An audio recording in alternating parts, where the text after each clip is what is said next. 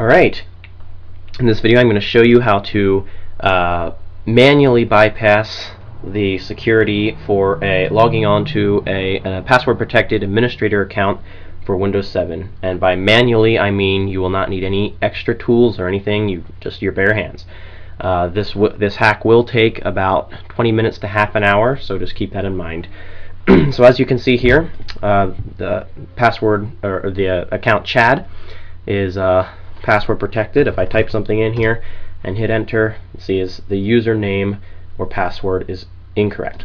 So what we need to do to log on is actually just go ahead and shut down the computer, or actually restart it here. So yes, I'm going to restart.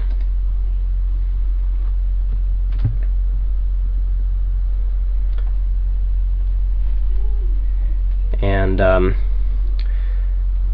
when the Windows XP logo comes on for when it is starting back up, that's when you want to actually just kill it.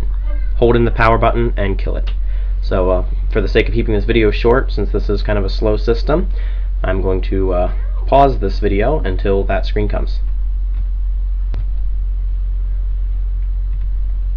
Okay, so it says starting Windows, and it's being kind of slow here, but I'm going to go ahead and kill it with the well, you'd use the power button.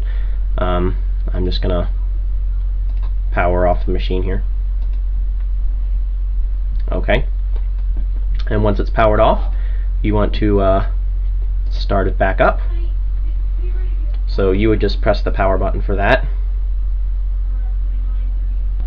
Okay, and it should bring up another prompt this time.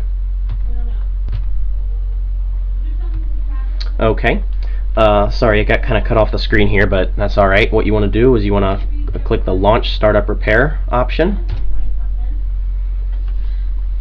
and it will log into or start up the startup repair. So again, I'm gonna pause the recording until that's up so that you don't have to wait. Okay.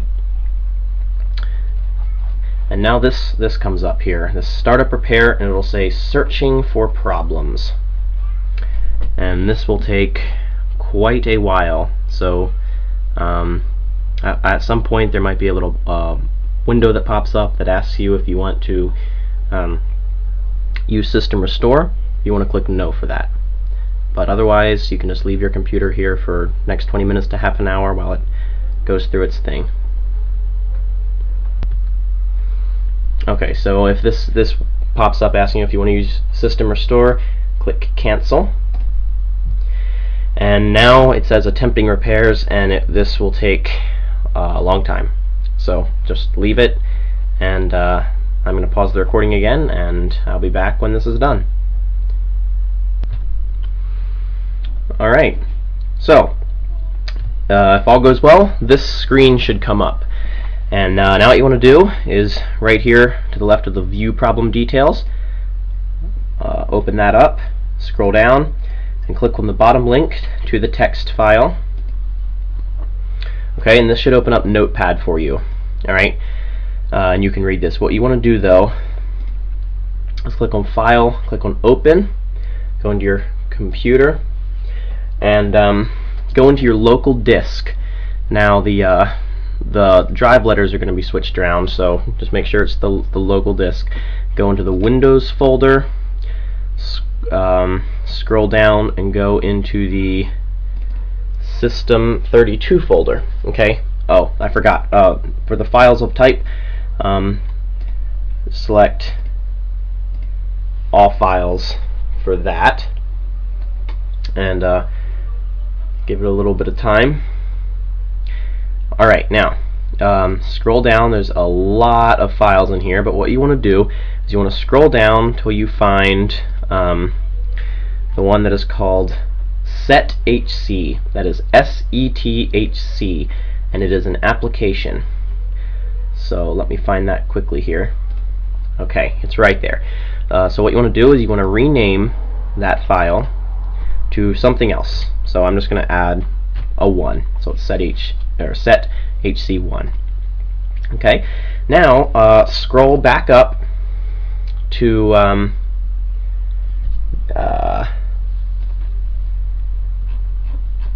okay, here we go. Scroll up to near the other files, and you want to find one that is called CMD, and it is also an application. Okay, here it is, and rename that one as well to setHC. That's S as in Samuel, E as in elephant, T as in trampoline, and rename that to exactly what the other file was called.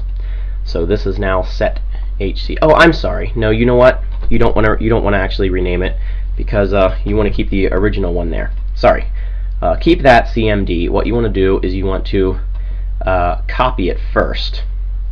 Copy it and paste it in the same folder, so you have a copy here. Rename the copy to setHC. Okay, there we go.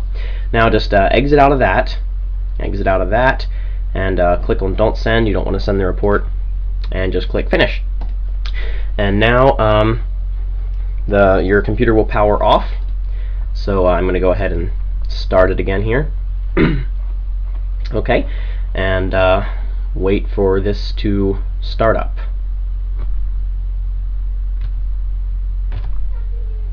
Okay, so it's starting Windows, and wait till you're back at the login screen. Okay, so the login screen is loaded again, and you still won't be able to log in, but what you need to do is what we've actually done by renaming those files is we've actually replaced the sticky keys function with a command prompt. So if you press Shift 5 times quickly, which would normally bring up the sticky keys, you will instead get a administrator privileged command prompt.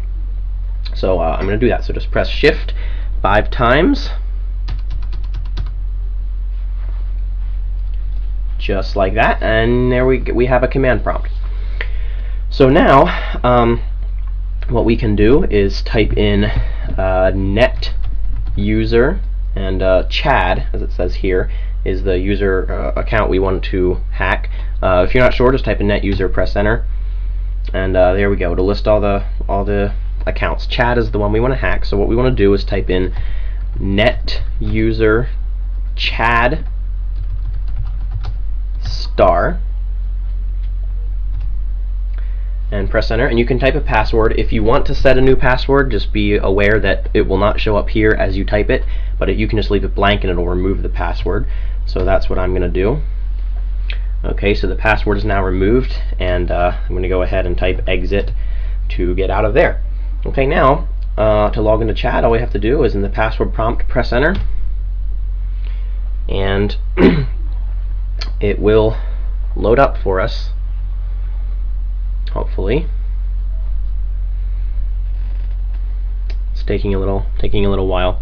It's one of the downsides of using a virtual machine, but there we go. As you can see, it logged us in, no problem. And if I click on the Start menu here, you can see we are logged in as Chad, and we have full administrator privileges.